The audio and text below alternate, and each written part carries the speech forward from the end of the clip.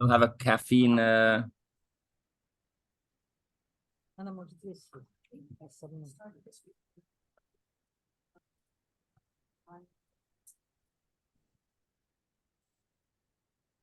Please, don't be shy to come get some food in the middle. If you get a little hungry or a little thirsty, just stand up.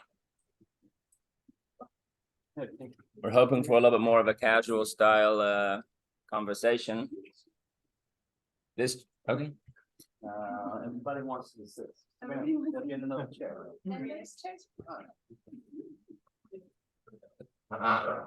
Appreciate everybody making some time to come out this evening.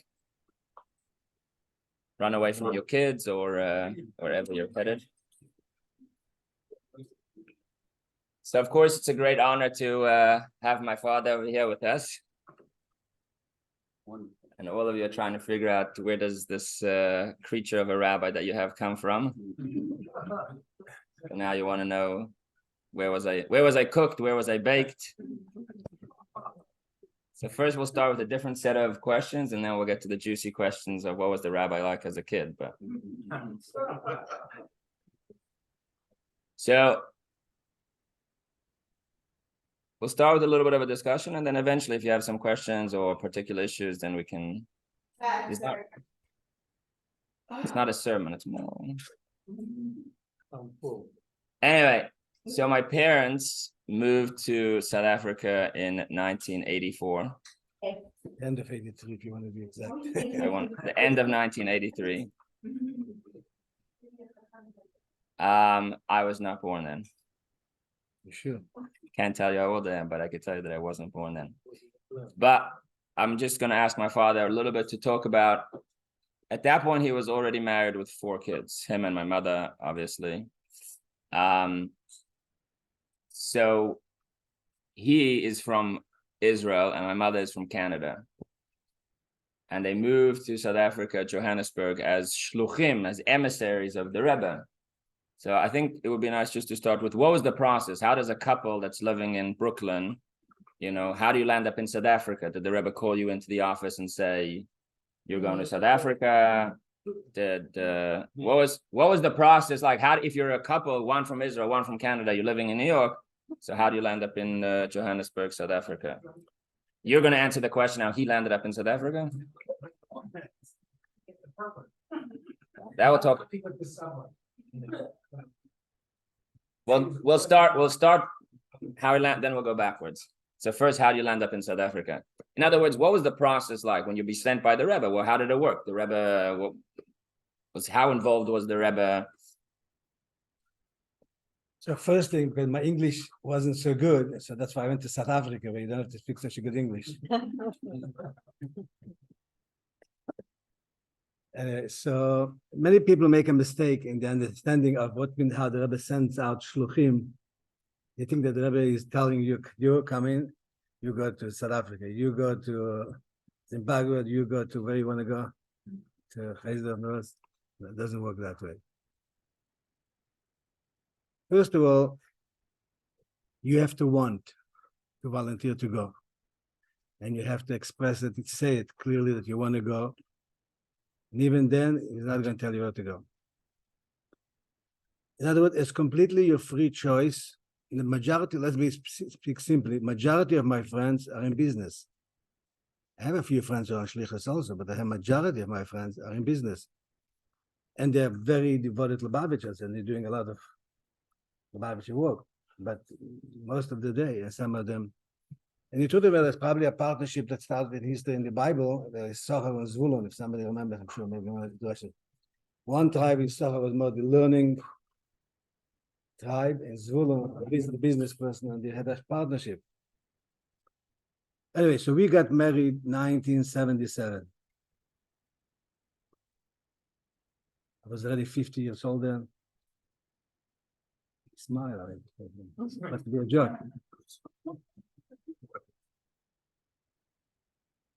So my wife was just under 20. I was 22. And maybe it'd be more interesting how the shidduch happened.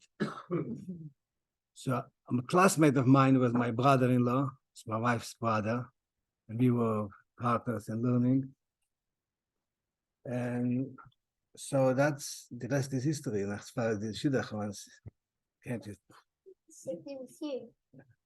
Similar.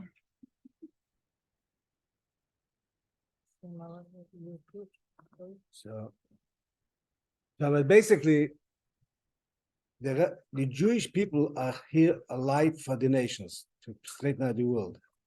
All the consciousness, all the ethics in the world is basically coming from the Bible, right? From the Ten Commandments, if you want to start, 7 Noach. So but you could say that the Rebbe went ahead more than any other leader before him, and you could check it out in historical point of view. He said that we have as a Jewish nation, we have a responsibility to make the world a better place. In simple words, that we encourage every person to look, to do acts of goodness and kindness, influence one each other. Even if you're Jew and you're non-Jew, it's irrelevant. 7 Achailos is to make the world a good place. And I would say under that, from that angle of influencing the world, the Rebbe used to speak an average of twice a month, then became even 4 times a month. But you know, every time he spoke, it's called it Shabbos, afternoon, verbringen, 2 hours, 3 hours, 4 hours, 5 hours, talking for let's say for half an hour, and then singing for 5 to 10 minutes for the people and saying L'chaim. And I'm sure it's on the video, they tell L'chaim to the Rebbe. But what the Rebbe was bringing, he was a teacher, he was an educator. And he pumped the idea that we have a achayis for our brothers, children, Jewish people, and also for the rest of the world. And therefore, he started the idea of, it wasn't a small scale, but the idea of shlichut. Even my grandparents and his great-grandparents were sent in Russia to different places. So, but we were brought about the Rebbe, about the idea that we have the ability, coming with the American broadness and chutzpah, whatever, we have a responsibility for the Jewish nation to help them to have more awareness of Yiddishkeit and be good people, and they to influence other people also. If it means to take care of the land of Israel, if it means to take care of any community in the world. I didn't go so fast, but so after we got married, so the first year for 1 year you're studying it was called a Kalo for 1 year. And that time you're looking for where to go. So one of the offers was not South Africa, but I was first in Detroit for 3 years. But then it came an offer to go to South Africa. You write to the Rebbe a few offers what you have. So it has to be, from your point of view, practical, something that you have an offer of a job.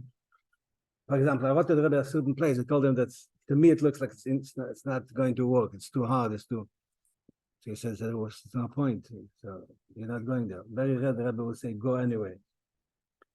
But when I got a practical offer, 2, 3, 4 practical offers, the one he said no, another one said no, third one yes, blessing and success, and that's what is happening. So again, you see it as a mission of your life. And I'm saying I have friends who are in business, and I have friends who their parents are big in business, and they offer their children to come into the business, and they said, no, I want to be a shliach better. Because you have to understand the satisfaction of helping people is the biggest satisfaction in life. Especially that if you see a responsibility that we shouldn't get assimilated. I mean, we lost 6 million Jews in the Holocaust, but I think we lost almost the same number, it could be more, could be less, in assimilation. And that's not the fault of the people, because they didn't have an education, an appreciation. So therefore, the people who do have an education, do have an appreciation, right, have a responsibility to help the brothers. Just like if you have more money, you have a responsibility to support a person that doesn't have money. If you have more knowledge, you have more appreciation, you have a responsibility to. So we see it as a tremendous schut. How would say schut in English? Honor, merit, privilege, and beyond that, to be the representative of the Rebbe and therefore our job is not only in Judaism. We're helping people financially, physically, to divide. we are completely busy with helping people in different aspects. If somebody is sick, we'll be there. A Jew is in jail because he gave too much tzedakah, sometimes. So Gave to the wrong places. The wrong place. So he will be there. And in a million and one ways. I mean, even like Sakidis and drugs, we'll move in, if we can, we'll move in to help to get them a place to stay. So it's a life. And the Rebbe said that not only the official shluchim, said every Jew should look where he could do something for another Jew. So every one of us here and everyone in the world, even the non-Jew, has to look every day for how to do a favor to another person, because it becomes a ripple effect. If you do a favor to one person, then she will do it to the next person. It's contagious. And it becomes, so that's the main point. Did I answer the question? I think so. So I'm going to try and summarize. It's an interesting thing because the Rebbe, people often imagine the Rebbe being either forceful, and very demanding, which the Rebbe was, but not in a forceful way. The Rebbe was a teacher, a very gentle teacher, and would speak for hours and hours and hours and hours without notes. There's hundreds of books. I'm sorry for interrupting. There's hundreds of books printed from his talks. There's some talks that he edited, and there's most of it he didn't have a chance to edit it. But there were people with either we had tape recorders, if it's the middle of the week, there were recordings. If it was Shabbos, there was people there with phenomenal memories who would later sit together and fit it and write it down. So we have like a few hundred books from the Rebbe's talks, and if you wrote very, very short, but when he was speaking much longer. So the Rebbe would speak Shabbos for many hours and basically started raising a generation or encouraging these people over and over again to feel a sense of responsibility for their brethren, for other Jewish people, especially post-Holocaust. And the Rebbe would speak about this over and over and over again until, as the yeshiva boys and high school girls were coming up the ranks of the Chabad institution, the educational institution, they all felt that the greatest privilege for them would be to take up a post somewhere as the Rebbe's emissary. So my father growing up in the Chabad system and my mother, like by the time they got married, that was what most people, or a lot of people, I think, wanted. This was like, I want to go somewhere. I want to feel that sense of, you said a sense of satisfaction for helping people, the sense of satisfaction knowing that I'm part of the Rebbe's army. So basically the first part was a decision, am I right? That I want to dedicate my life to the Rebbe's mission. And then came on a very practical level. Well, where are you going to go? So you have to find offers. You have to find places that were looking, at least in 78, 79, 80. In the early days, it was a little bit different. But already in the early 80s, you had to go shopping and find out, let's say South Africa said, we're looking for someone. And Michigan, Miami says, we're looking for someone. And you would collect a few things that felt like it worked for you and worked for your personality. And then you wrote it into the Rebbe. And in my parents' case, the Rebbe circled or wrote back that South Africa would be out of these, am I right? Out of these 2 or 3 options, South Africa was going to be, but South Africa was putting forth the offer and saying, hey, we're looking to bring out another couple, and we're interested in somebody moving down. So when you put together 2 or 3 of those, then the Rebbe would kind of sign off or give a blessing and say, this is the right place for you. But you weren't called in and told, here's a one-way ticket to South Africa. You know the joke that a Chabad Chassid, one of the students of the Rebbe, finds himself in hell. He wasn't such a good guy. So after he died, he landed up in hell. So he starts crying for the Rebbe. He says, Rebbe, help me. What should I do? I'm in hell. You're my Rebbe. So the Rebbe comes to him and he gives him $1.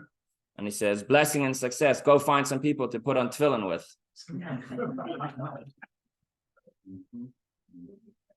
But I do think it's interesting that it was never viewed as it was viewed always as a privilege, which was kind of an interesting thing and part of the next conversation, which is South Africa at that time was pretty far. Very far. So I don't know. What was it like to move so far away from your parents or from your parents-in-law? There's hardly any communication. No internet. Even a phone call was I don't know, what was it? Very expensive. Okay. Like say $12 a minute. First, like, emissary in that. And the Rebbe would send you personally. Or in many cases, communities would ask, like communities in some places in Europe or in South America, when they saw that Chabad emissaries were moving all over, they would send a messenger to the Rebbe and say, can you send to Colombia, or can you send one of your students here as well? So some of that's how it started. Some of that started as well. So South Africa, 1983, 1984, you weren't talking to your parents every week. No, I said it was like $12, $13 a minute. Call your mother after 1 year. It's like, I've been waiting a year for the phone call. Why don't you call more often? I've been sitting at the phone for 3 years. Can't you call your mother more often? Okay, So- we can do it every Friday. So now it's easy. Now we FaceTime. Now we could FaceTime every Friday. So just to give it, I arrived to the States. I was born in Israel. I think I made it clear. So I arrived into the States for 15 and a half years old. I was a shtickle rebel. So I knew about the Rebbe. So I said, I want to learn in the yeshiva next to the Rebbe. Nothing against Israel, but I wanted to be the Rebbe. So at 15 and a half, I went to New York. And I was in the States for 13 years till I went to South Africa. You really made the maths how old I am. 15 and a half plus 13 plus 40. With an account there. Anyway, so and that was our dream of our life. I'll be more honest with you. My dream of my life was when I was 12, was the 6-day war. To be a general in the army. Then when I saw what the Rebbe is doing, I said, I'll be a general in the elite army. But the idea, I'm saying, what is in general, the idea of idealistic life to help, to give yourself away, to help, that was the core of the education of Chabad from the beginning. Just want to point out, interesting, is that from 1950, when the Rebbe officially took over the leadership, till 1994, when the Rebbe passed, there was X amount of couples that moved on Shlichut. Let's say, I don't know, let's just say 1,000. I don't remember the numbers. From after the Rebbe passed, 1994. So that's 1959 is 44 years. From after the Rebbe passed till now is 2,000 couples have gone out. So since the Rebbe's passing, not another 1,000, 2,000 couples, double the amount, and the numbers are a little bit off. It's not 1,000 and 2,000. It's like 2,000 and 4,000, but double the amount. So I'm the generation that moved on Shlichut, that moved as emissaries. We came here 2014, after the Rebbe's passing. So for everything that their generation did, and they heard the Rebbe speak, and the Rebbe spoke for hours to them, encouraging them. And when they moved, they got the straight answer from the Rebbe, and they got the dollar from the Rebbe. You had 1,000 couples moving. Since the Rebbe's passed in 1994, you had more than double the amount of couples and families that are moving out, which speaks to many different things, but also it's also a numbers game. Obviously, there's more people and more those kinds of things. But we'll go just back for a second. So we have some South Africans over here. In the 1980s, South Africans were pouring out of South Africa. The Jewish people were just mass exodus. All of you know that you see in Dallas. And it's a very interesting thing that the Rebbe was the only Jewish leader at that time that was pumping resources back into the country. Every other leader was just pulling out, making aliyah, going to Australia, going to Canada. They were all leaving. And the Rebbe was saying, and recently they published some very interesting letters where the Rebbe was kind of trying to encourage the leadership to stop giving up and just throw in the towel and wipe your hands clean on all of the Jews. So maybe speak a little bit to that idea that 1984, Jews were leaving, and the Rebbe was sending families. I mean, in terms of an investment, the Rebbe didn't just send $1 million. The Rebbe sent 2 people, and not just 2, but the Rebbe sent another couple and another couple. So, I mean, what greater resource is there than people? And the Rebbe was sending couple and couple when things looked like they were just going like this. They just the country was getting dangerous, the economy was tanking, the whole apartheid was happening. So what was it like to move to a country that everybody said was going to go up in smoke? Okay, so Or maybe the Rebbe's relationship with South Africa in general. it's part of the Rebbe's relationship to the whole Chutz La'aretz.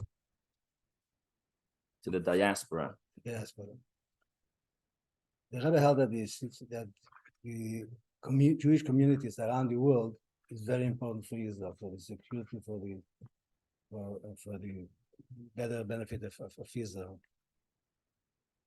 South Africa had like 140,000 Jews. Correct me if I'm making a mistake in one or two, but I think now we're talking about South Africa has probably 50,000. And that means if they wouldn't run, so they were running away already from the 40s. And already then the previous Rabbi said nothing more to run. I think percentage-wise, we have when I came, you go into a big shul like modern Orthodox shul, there was maybe one lulav and like the rabbi, and some of them had 2, 3, the gabbai or the some, but nobody, there was sukkah, only the shul had and the rabbi had. If somebody walked in the street with a yarmulke, I knew who it is. But there were some few people that now, if you walk into modern Orthodox shul, there's a few hundred in one shul. You have like 100, 200 lovim and esregen, hundreds of sukkahs. You're saying people have become much more involved and much more traditional, much Right. more observant. You have to say also South Africa, because of the problem with black, and because of the space that we have more space, the families were very much connected. So like every Sunday we had a braai, right? One from this family. Braai means a barbecue. Barbecue. And so it's even the Jewish people between themselves was like more of a club. Because you're talking about 5 million white and colors and 50 million black. There was a party at that time also. So I must say that physically it was a very, very nice place to be. I'll give you an example. We arrived with 4 children. It was rented for us, and I wasn't the first shliach, and I had apartment with a furnished apartment. And already a maid, So being recorded. Yeah. Looking for the politically correct word for the help For the help that was in the house. So we came down. 4 children. My mother used to live in an apartment in Brooklyn, which is tiny, teensy little apartment with no help. And then they arrived, and the Chabad in South Africa had rented for them in a furnished apartment, and there was a full-time help in the house, help with the kids and everything like that. So they thought they landed in the Garden of Eden. What could be better than that? There was a mashka on the table, there was food on the table, people were coming and going the whole time, welcoming a new family that arrived. And when we finished, all the suitcases we came with 4 children and babies. The oldest one, the youngest one was 6 months old. So everything was already unpacked, everything was, we didn't know what to do with it. We came to have to do something. It's an interesting thing because I know a lot of you always ask me about, what's life in South Africa like, but as a result of a lot of unfortunate circumstances, domestic help was extremely cheap, or is extremely cheap. So there was a lot of help in all of the houses. So coming from the States, that was like the goal to people, because especially if you have a big family, Yeah, we had more than 2 children, I'm sure you know. Because of apartheid that was going on, was there any anti-Semitism going on? No. The truth of the matter, the apartheid, everybody knew it's going to finish it. They cannot, in the modern world, and therefore people were running away because they were afraid when it'll break, it'll explode. I remember there was the election, 94, you were there then? You were living there in 94? So I went to the election I wasn't Can I a just citizen. explain? Yeah. Till 1994, the black people weren't allowed to vote. So apartheid ended when they opened voting in 1994. The black people should have voted as well, and they were the majority by far. So everybody knew that they would vote in a black government, and then they thought that they would take to the streets and riot and kill every white person for revenge. That's what I mean, other places, in other countries in Africa. So the few weeks before the election, everybody bought canned food for a few weeks. They said minimum 3 weeks you will not be able to go out to the street. The black people thought that they were going to attack us and take over our houses. So it was a fight and Yeah, all the canned food, it would become probably perfect. coal, gas. I mean, we were prepared for 3 weeks a month not to be able to go out in the street. The shops will go on fire. And what's funny, so we first always, if you walk in the street when the black was coming across, he used to walk over the other side. That's the way they were trained, because during the apartheid, if they didn't cross the street, then they would be beaten. So sometimes beaten or something, whatever, just they look. They weren't treated so nicely. Right. They had separate buses, they had separate toilets, and one other. It was so it couldn't continue that way. But the question is, how's it going to change happen? So the people are running away the whole time, and because they didn't want to be there when they're taking over, and when they asked the Rebbe, but when Mandela came out of jail, I'm sure Mandela, that they asked the Rebbe again, the Rebbe said, I told you it'll be fine, not to worry. You just continue to do your work to help people. Everything went. So we just go over that again. The Rebbe, the whole time, people constantly were asking the Rebbe, what should we do? Is it dangerous? Should we leave? Should we leave? Should we leave? And the Rebbe was consistent about his message that you shouldn't leave. You don't have to leave. You don't have to leave. And that's everything is going to be okay. So I remember the next morning I woke up, I went to shul. I said, was I dreaming? Like nothing happened. Schools were up and the shuls were up and the shul, like mamish. Here I have a witness. Mamish, like nothing happened. And you'll expect a few schwarzer screaming, throwing a stone or something. I mean, nothing that, like, if nobody would tell you that if you didn't listen to the news, you didn't know it was election, Mandela is elected president, you wouldn't know about it. You went to the shopping, the hypermarket, everywhere. The people had a problem because in the shop, everybody were buying gas tanks with all the, so he made a sign, no return after the election, because people bought for emergency now, what they want to give. So I said, no return. But let's be honest, once they went into government, then the crime rised a lot. At much better later became. But yes, and still people. Do you want to tell any good stories of being involved in crime? Not being involved in, I'm saying on the receiving end of some trouble. Because that was the big problem, that after 1994, so then unfortunately a lot of the institutions of government started to dissolve. So the police became a little bit corrupt and medicine wasn't, so that was a free country, which of course is a good thing, and that's what we want. But now the country became not so safe. And so since 1994, there's been a lot of the crime in South Africa rate has gone up a lot. So what we have private security, Jewish companies, what helps a lot make it. I'll tell you a personal story. I'll tell you interesting. I have a friend, his name is Koppelbacher. I mean, it's recorded, my friend. Very good. So he had he's one of the people that the Rebbe said, South Africa will be good till Mashiach comes, and then it'll be even better. So he was a few times under a gun on the floor. He had a cash business. So I told him, Koppel, what did you think when you were lying on the floor with a gun over your head? What did you think? He said, very simple. I thought to myself, the Rebbe told me it'll be good. How could it be that what's happening? And I wasn't nervous, he said. I wasn't even afraid. Like he was just saying everything must be fine because the Rebbe said it'll be fine. And Baruch Hashem, I said 5 times he went through that. Other people are panicking and running away. It's true.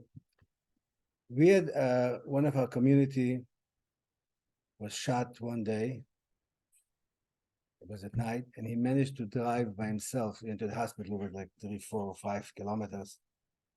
I was in the middle of a shir. It was a congregant of our shul. I got a telephone on my old cell phones. You remember the blocks? That good old Nokia. What's it called? So I got a telephone call that he was shot and he's in the hospital. So I stopped my shir and I ran to the hospital. The next night, we were in the hospital talking about now. So the family asked everybody should go home. There was like 20 families over there in the lobby of the Linksfield Clinic. They said, please, we want to have the family outside. So everybody went home, only the family stayed. I took my wife home, and I took a book called Maimonides' book with me because that's what I have to learn. And I took a picture of the Rabbi whistling. I was a picture of the Rabbi whistling as the Rabbi to get for you. And I put the picture in. Anyway, I come to the hospital and I go back to the hospital. And then I felt in the last few weeks that my friends are being attacked. A couple of other friends, I felt it's coming to me. It was, I knew it. But that night, 12 o'clock at night, I'm going back to the hospital. Sitting and talking 10 to 1, I say to the wife of the guy who was shot the night before, I'm going home. She tells me, you're not going nowhere. I said, why? You're afraid? So I'm looking up. I see there's like 6, 7, 8 black people going on in the lobby. No Linksfield Clinic. So I said to her, are you afraid of the people that walked in? I said, wait a few minutes till they register. I'm sure they were coming to hospital to do it. Anyway, 6, 7 guys with guns. Tore the wires. Tore the wires means they cut the security system. The telephones and they warned the security outside that if a security comes, they should tell them everything is fine. They were like 6, 7 minutes over there. They wanted the telephones. They wanted our wallet and jewelry from the women. So so he comes over to me and he tells me, sit down. There was like that, couches. So we were 10 people, basically. One nurse started to scream, so the guy says, shoot you already. And he tells me, sit down. So I sat down. I opened up the Rambam, the Maimonides, the picture of the Rabbi is there, so I turned it like, able to look him face to face. I said, Rabbi, we are in trouble. There's nothing we could do. Please take over. And I started to say by heart verses of Torah, of Tanya. Now, I'll tell you, I don't believe it myself. I was mamish like 6, 7 guys. Anything. And You were calm or nervous? Calm. I cannot believe myself. He comes up, just give me your telephone. I said, my telephone's here. And he makes me like that. I want to see if I have a jewelry. I felt that the chutzpah you have to put your hand on your dirty hands on me. Like, I remember I wasn't afraid. And the son of the guy was shot the night before, who later next day passed away. He says, "You're looking at me. Look at me. I'm going to shoot you now." She said, "No, I'm not looking. I'm just trying to give you a little bit the energy of the 10 from the Lubavitcher people under the attack of 6, 7 guys with guns." And it's interesting that this wife of this.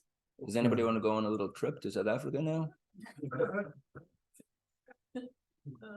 There's a lot of lines there that they did. Anyway, so she had a bag. A woman. I'm sitting here, and she was sitting where he's sitting. Like, oh, here. So she had a personal bag. So he's looking. The rabbi looking at it. Then he takes it and throws it over on the floor. But then there's a key holder. What's the key holder? A picture of the rabbi. So that falls on top of everything. The key holder. So now I have a picture of the rabbi looking at me here, and then so I felt like the rabbi said, "I'm here. Everything is under control. Just relax." He's looking a little bit. There was a envelope of cash like that. He couldn't even find it. After 6, 7 minutes, they left. Anyway, what I'm saying is, that's my personal story going face to face. In South Africa, you have to have at least, it's a badge of honor to have to be held at gunpoint. And those of us that ran away, when we sit around and reminisce, you tell the stories, right? Basically, I don't know what you want to say. Where should I go now? The beauty. Did you want to leave afterwards the next day? No. Why not? Well, because I have actually have a mission to save. It's like saying your people are drowning physically, spiritually, emotionally, whatever you want. And I was connected already to dozens of people in different emotional. So it's like saying a brother will leave his brother. You are in the army. Say, you want to leave the army? I don't want to leave the army. as I'm saying, as Israeli, either I was going to be in the army, maybe get killed in the army. I knew that could be also, but for saving Jews, I was ready to that. If I want to be killed, I'll kill terrorists to save other Jews. But then it just turned around into an emotional, spiritual army, the Rebbe's army. But a lot of it was also helping the Israeli army. So let's go. It's just interesting because you're saying it wasn't even an option to leave. If you're the Rebbe's emissary, It's not. I wouldn't say it's option. It wasn't even didn't enter the mind. It's not the option. I have the option. Nobody wouldn't lock me in there. I don't know. Nobody wouldn't say it. You have the option, but it's not. Wasn't you weren't thinking about it? In my mind, in my heart, it wasn't a question. Which speaks very strongly to the concept of being an emissary, which is, you're being sent and you have a mission. But I think maybe something else to unpack is this, as I'm sure you're starting to pick up, is this very strong relationship or influence of the Rebbe. That in a moment of crisis, seeing a picture of the Rebbe, that brings a person calm. Obviously this is, you would have had to have known the Rebbe, seen the Rebbe, studied the Rebbe, that looking at a picture of him, when there's a barrel of a gun to your forehead, that part he didn't say, but that's what happened.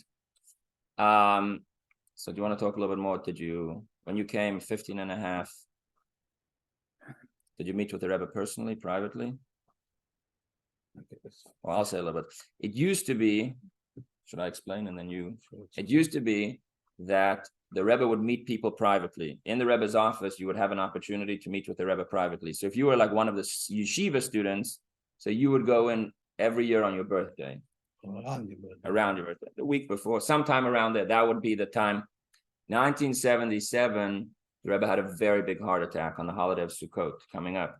And then they felt that the Rebbe was working too hard and staying up too late and those kinds of things. So the Rebbe secretaries and those people that were responsible for kind of keeping everybody in check basically said, from now on, you can't meet with the Rebbe private. Because the Rebbe would meet with people privately at night from the hours of 10 till 7 o'clock, 8 o'clock, 9 o'clock. Not during the day. During the day, he was too busy to do other things. So there was a night time starting at 10 o'clock. It was normal if you wanted to see the Rebbe, 11 to 12, 1, 2. So when you came, the Rebbe was still meeting people. And just to explain, if you were a visitor and you didn't really know the Rebbe so well and you were a politician or something, so then you came into the Rebbe's room and you sat down and they gave you time of day. But if you were one of the yeshiva students, you came into the Rebbe's room, you hardly opened your mouth. You brought everything you wanted to say in writing. One of your teachers in the yeshiva had to look it over before. You wouldn't dare sit. Nobody looked up, but they made sure that you had a paper.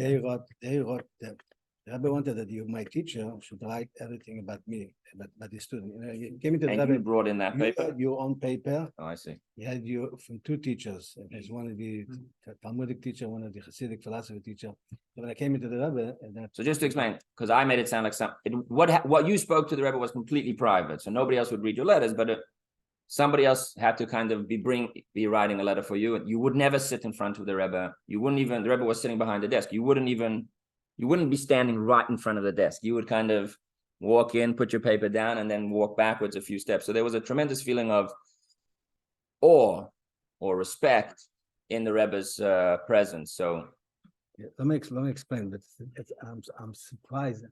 You say that I'm doing such a good job. Just a good job. Where's the surprise? You have to understand like that. The connection, one second, the connection between us, the students, and the Rebbe was unbelievable.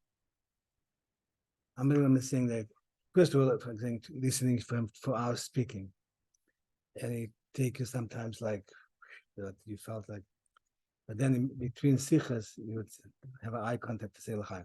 But if you have any problem, you could write him a letter whenever you want. You don't have to wait till you go into Yichidus. You write him whatever you want.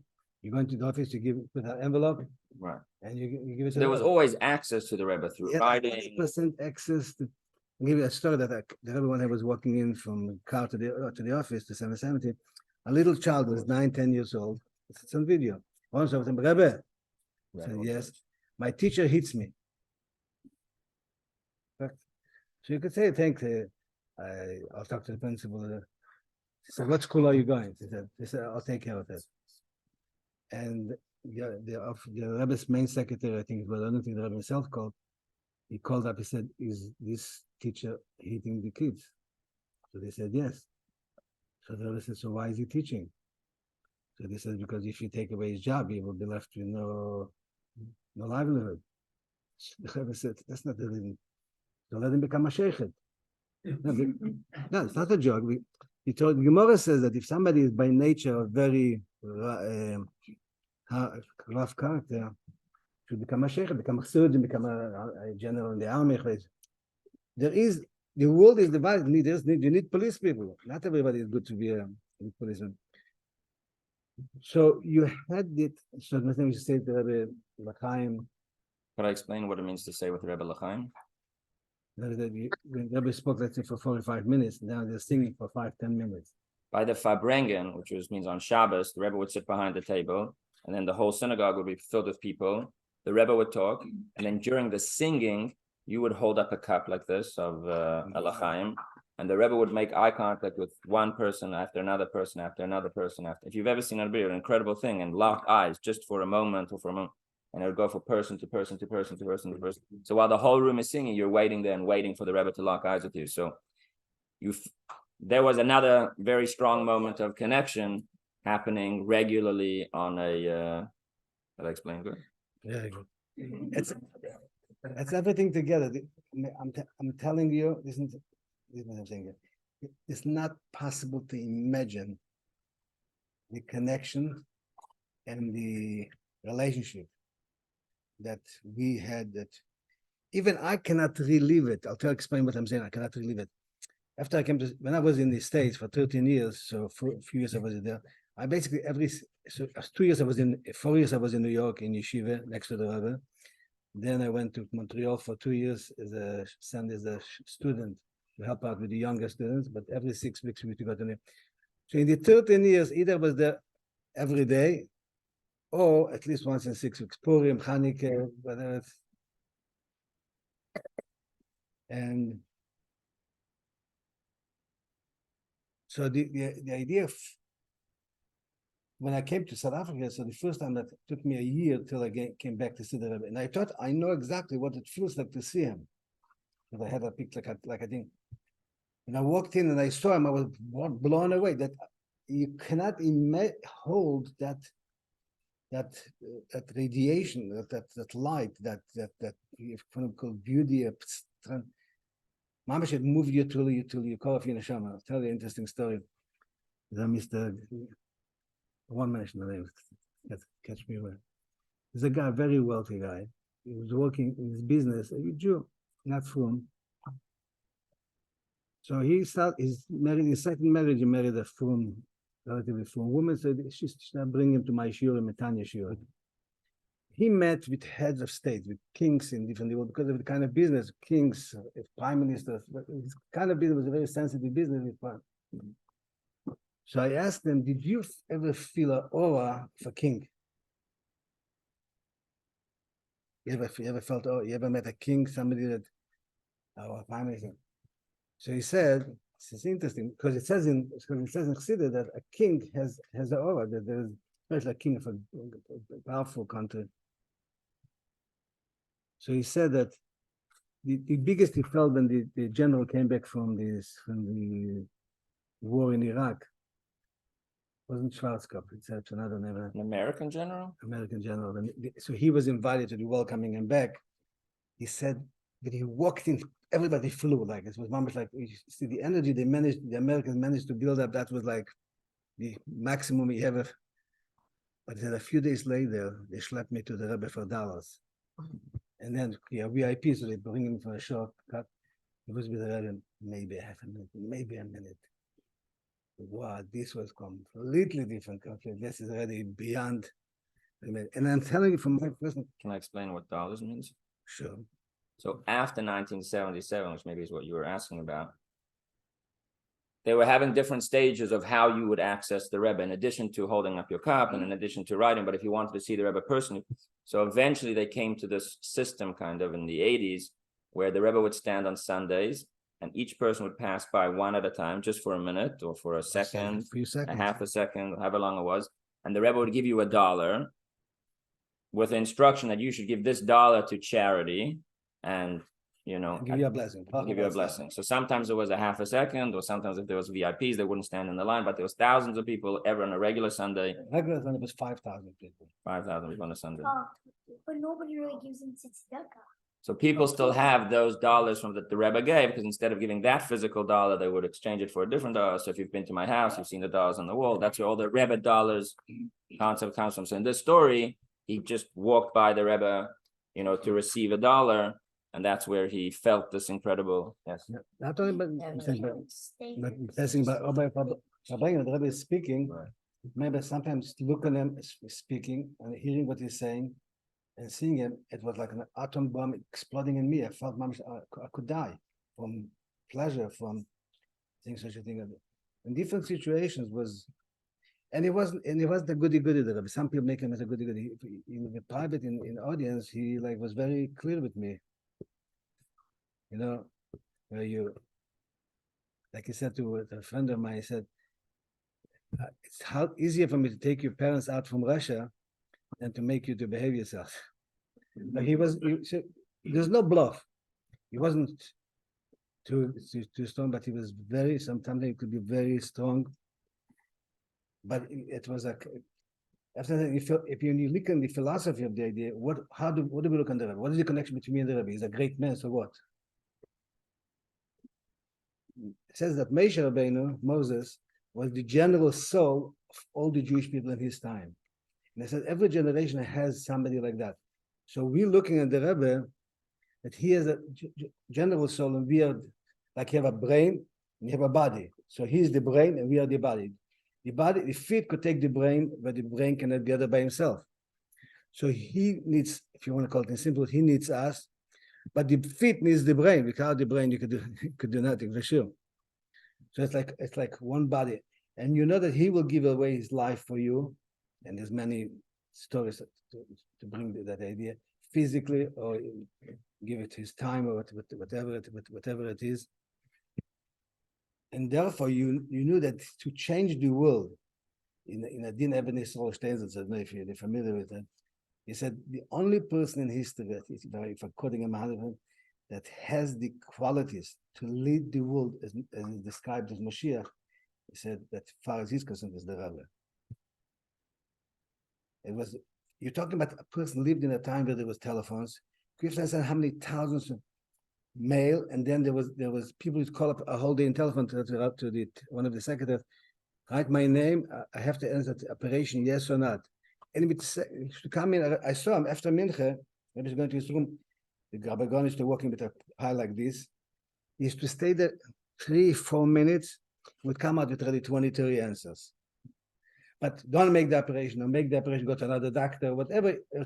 Was life or death situation, physically, spiritually, emotionally, where to go in business, make the business deal, not make the business deal. Within seconds, and we're talking about years of thousands of every day. And it wasn't busy a whole day answering only the questions. He loved to learning a lot. You understand what I'm saying? So for somebody who didn't have the opportunity to see the Rebbe, we didn't have the opportunity to be in that atomic explosive experience. So how do we connect with the Rebbe? How can we take some of that energy that the Rebbe gives and bring it to Frisco, Texas? Look, I think we have to look at the whole Jewish nation, as I said, the mission of the whole Jewish nation from the beginning, from Abraham, Isaac, and Jacob, Moses, David and Melech. We are one big neshama that we have the job, the opportunity, and the means to make the world a better place. To ultimately bring Mashiach means to make the world a good place. There will be no evil in the world. Could you imagine thinking about there'll be no sickness, no fear, no jealousy, no hate? Just in a psychological, the billions of dollars that you're spending on security in the banks or anywhere in the street, you won't need that, because the negativity will be removed out from the world. But that's accumulation of our job of the people who are doing goodness, and especially the Jewish people, I would say, I'm allowed to say that, through history to change, transform, not only to push away the darkness, listen carefully to I'm saying whatever makes sense, but transform the darkness into light. You're using every person into so did I No, we need a little more. So the Rebbe's pictures on the wall, and the Rebbe, of course, the influence and responsible for Chabad of Frisco, but in a very real way. If a person wants to tap into some of the Rebbe's energy, this relationship that people have and had with the Rebbe was so powerful that's why people were dedicating their life to the Rebbe's mission. In other words, you see, the proof is in the pudding. It was as a result of that a person said, I'm going to go happily, not I'm going to go happily. This is the biggest privilege. To do something that the Rebbe asked you to do was considered to be the greatest privilege. But on a more, in a practical way, how can we tap into the Rebbe's energy, to the Rebbe's blessings? We want to connect with the Rebbe. So first of all, I think it's important to read stories, personal stories of other people.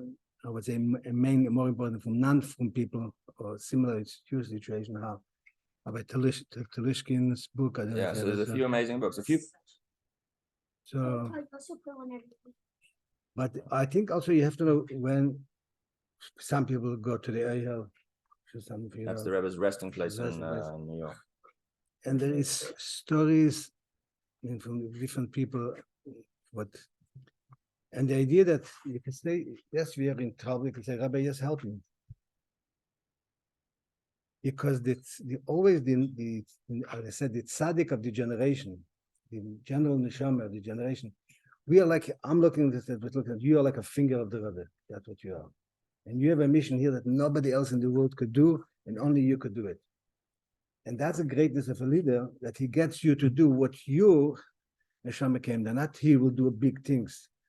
That's a great person, like in Jonathan Sachs says, he did not make followers, he made leaders.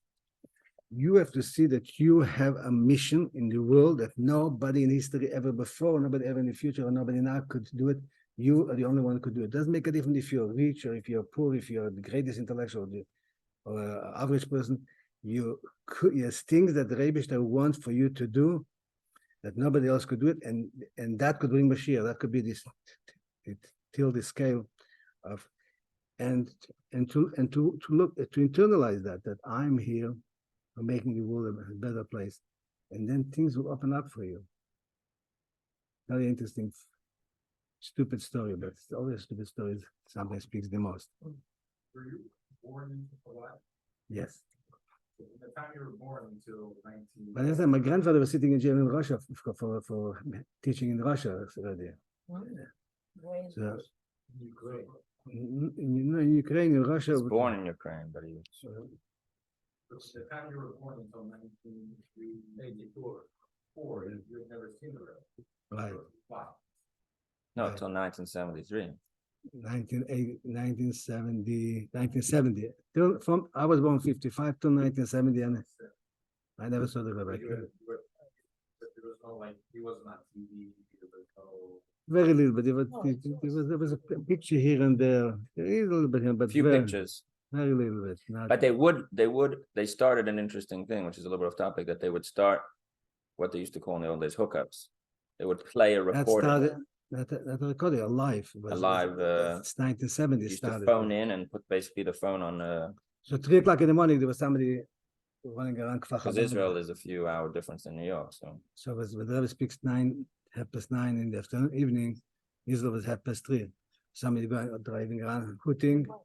With the Verbrenger, the Rebbe is trying to talk, jump out of bed, run to a shul, and everybody was calm, and whoever felt that he helped twice, he could do it. Didn't it once, like, it didn't work, like, it was like static, and it wasn't like hooking up to send this Bendy? Some people had different problems, but I'm saying, but it started 1970, the idea of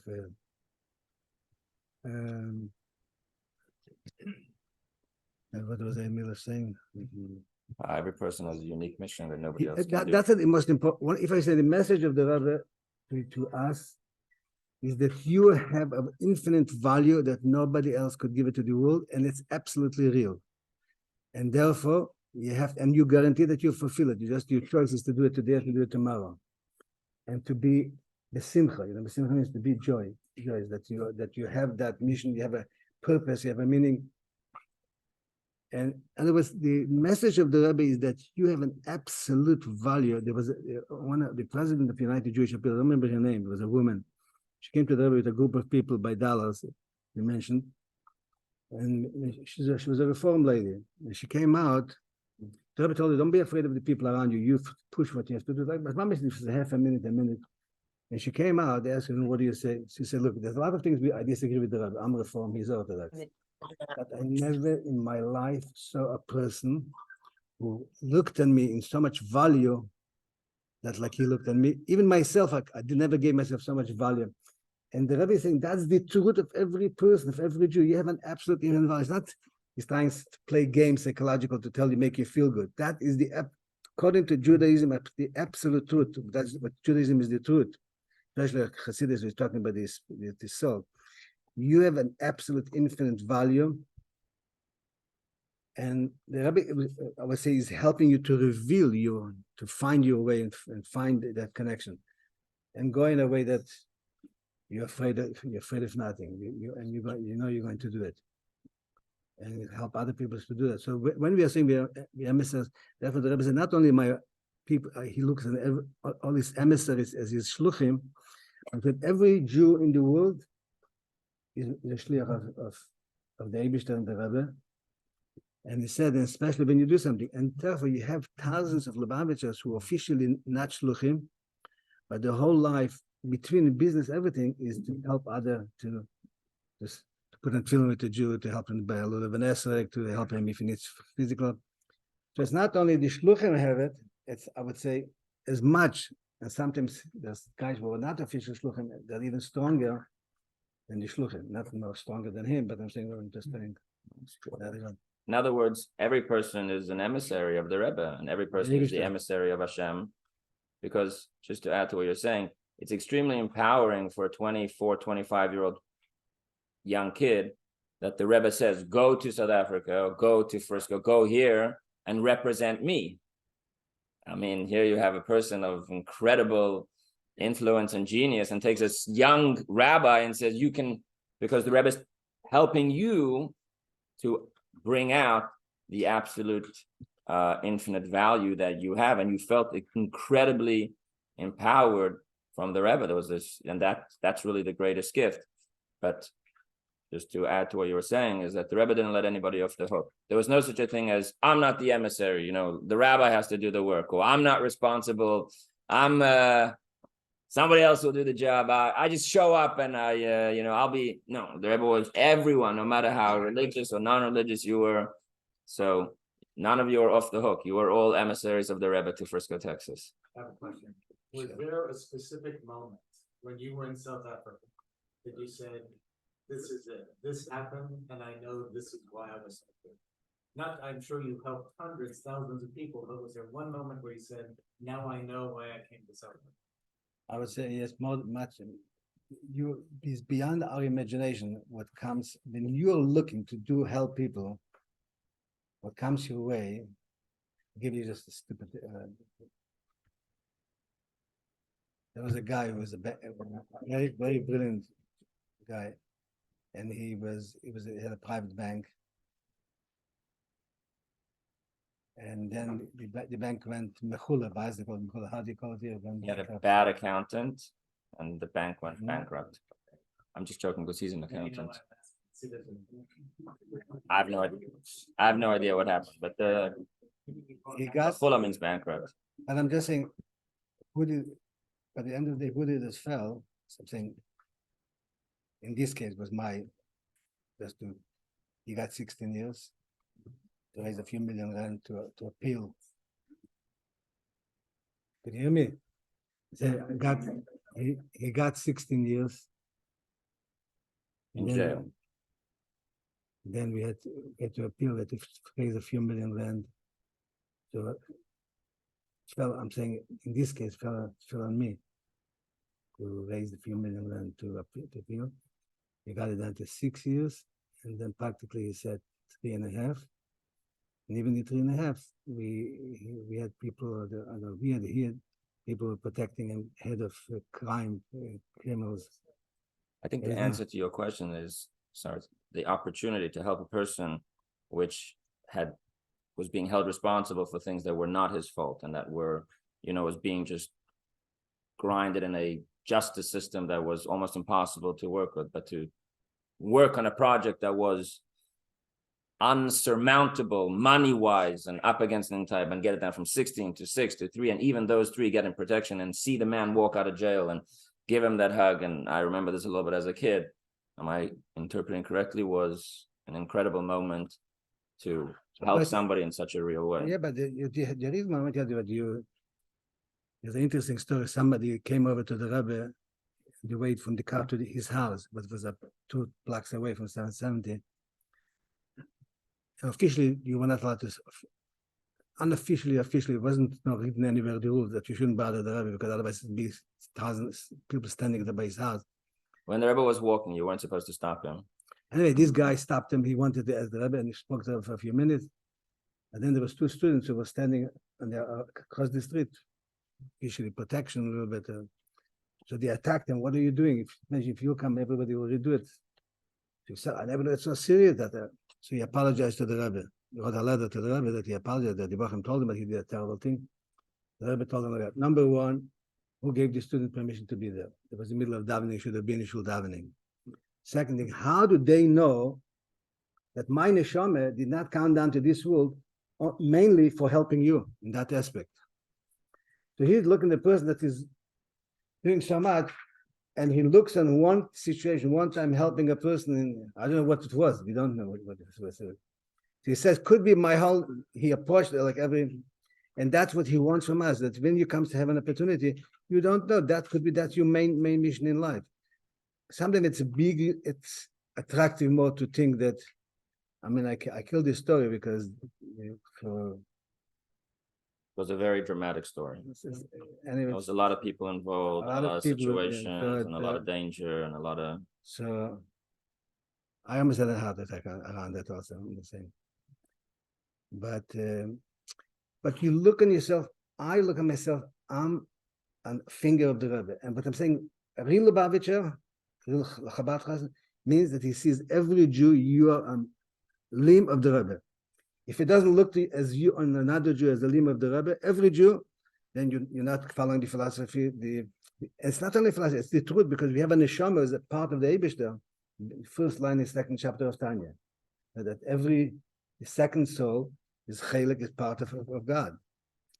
So it's not only helping, the Rebbe is helping people, the empowering of people, the giving you the value, revealing the real value that you have, and therefore, if you don't reveal the absolute infinite value of what you have, you're missing in your happiness, because you have more potential. If you suppress your potential, then you cannot be 100% happy.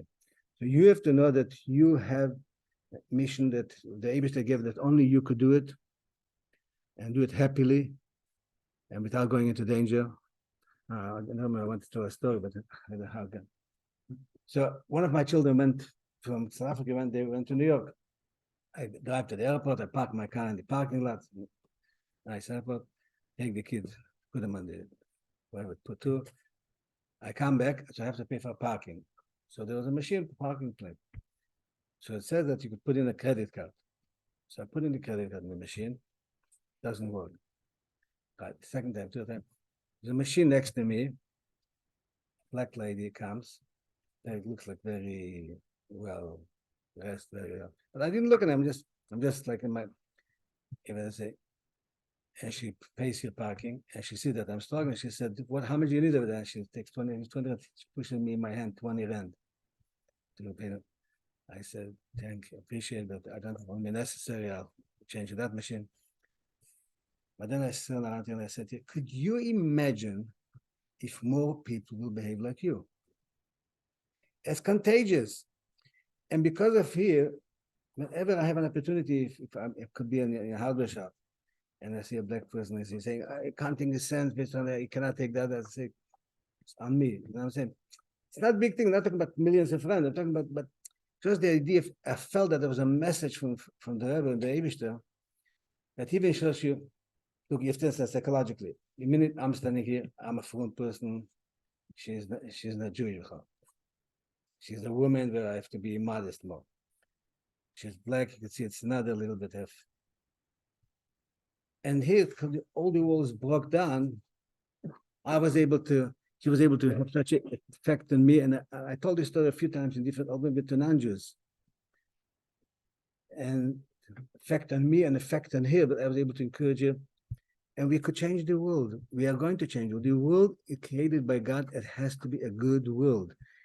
He gave us an opportunity to be for a short time that's not so good, but we will be successful. There's no question about it. We will make the world a good place, and every one of us would like to participate. It could be a small action. You don't understand.